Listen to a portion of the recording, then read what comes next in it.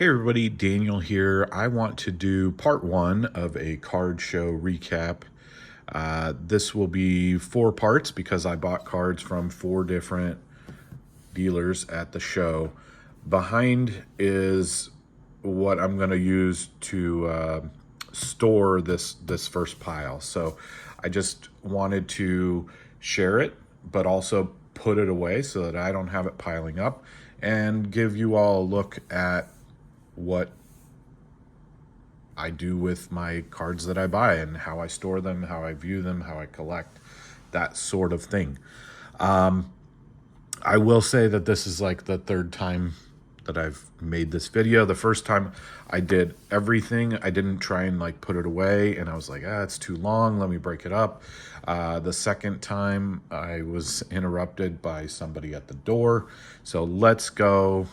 3rd time's a charm, as they say. I will say I put 1 card away in here, and so you're just not going to see that. But this is a 1990s, early 2000s insert and parallel binder that I have. Anyways, that's it. Let's get started. First up is this 1961 Post Ron Santo card. So Ron Santo's rookie card is 1961 Topps, and again, this is a 1961 Post card. These were on cereal boxes, so they were all hand cut. This one's pretty rough, but I thought it's cool. It's his rookie, same year as his rookie card, right? So he has his 1960 stats on here. It says, this former $25,000 bonus player was brought up from the Cubs' Houston farm team after Chicago had plunged into the National League cellar June 26, 1960. Originally a catcher, he was moved to third base during spring training 1959. While with San Antonio in 1959, he batted .327 with 87 RBIs and 11 home runs. So I did not realize that Ron Santo was originally a catcher. That's pretty cool. This card right here, because it's different, it's unique, and I do have a post serial binder, but they're for the newer, like 1990s versions. So this particular card is going to go in this box over here, which I think I've shared on a video before, but I have it set up kind of by year. I don't have a tab for every year, but that's where this particular card is going to go. So I'm going to find 1961. And so you can see here's a 1961 Topps card. Here's a golden press from that, I think that same year. So that's going to go right there. All right. So that's where that card is going to go. Next up, so that card was $4. The rest of this pile was $1 a piece. So a 1966 Topps Lee May rookie. It also has Darrell Osteen. Lee May was a great player. He had just over 2,000 hits and over 350 home runs in his career. So definitely a good player. Because this is his rookie card and because he's kind of that hall of very good, he's actually going to go in here. So again, I'm going to kind of take a look. I know you can't see. Oh, here's a 66 Pete Rose card. So Lee May, a teammate of Rose on the Reds, will go right there in front of Rose. All right, next up are 3 cards from 1954 Topps.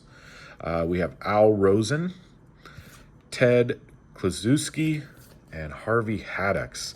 Now, I looked it up, and all 3 of these were all-stars in like 53 and 54. I mean, this was during their peaks in their career. Harvey Haddix is probably best known for pitching 12 perfect innings for the Pirates in 1959 and then losing the game in the 13th.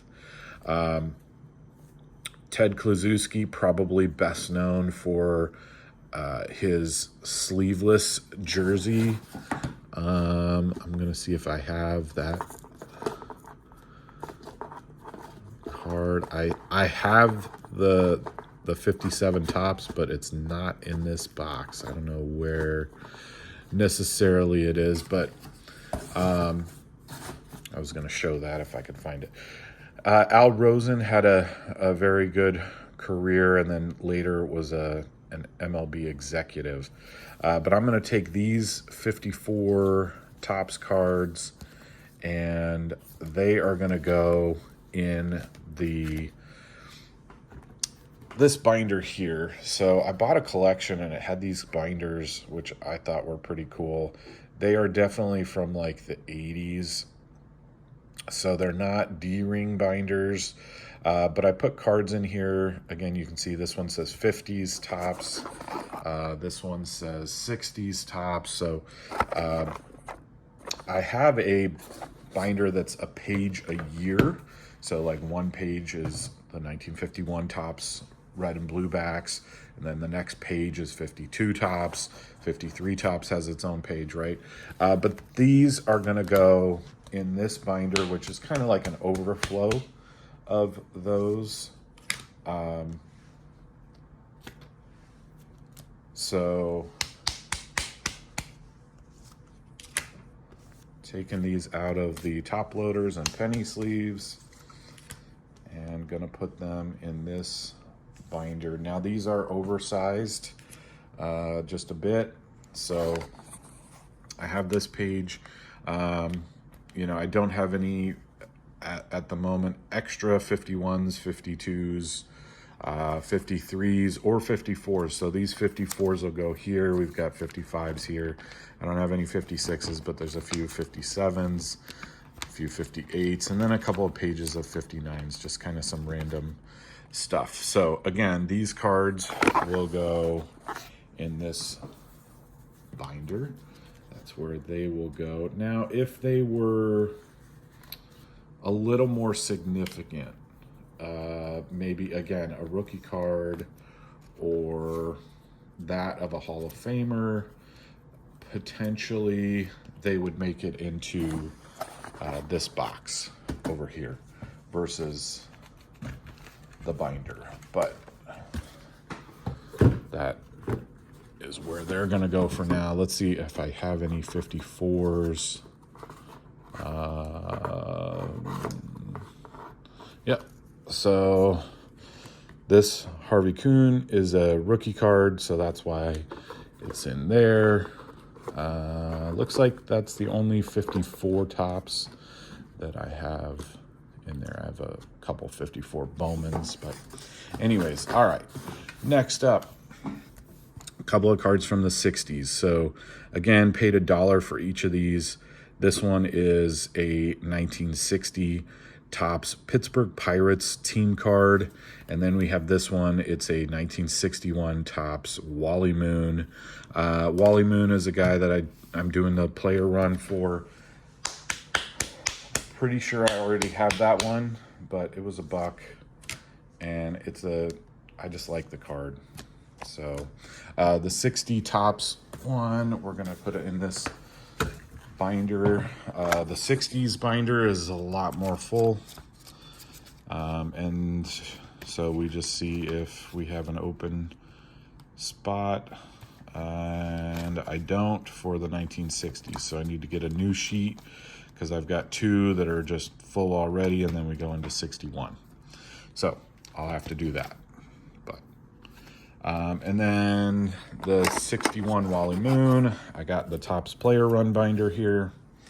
So I'm going to take a look at Wally Moon. And yeah, sure enough, I do have the 61 Wally Moon already. So this will be a duplicate. I'll use that as a potential prize for a 500 subscriber contest that I'll be working on shortly. Anyways, there you have it. Thanks for watching. This is part 1. Be on the lookout for part 2, 3, and 4. Have a great day.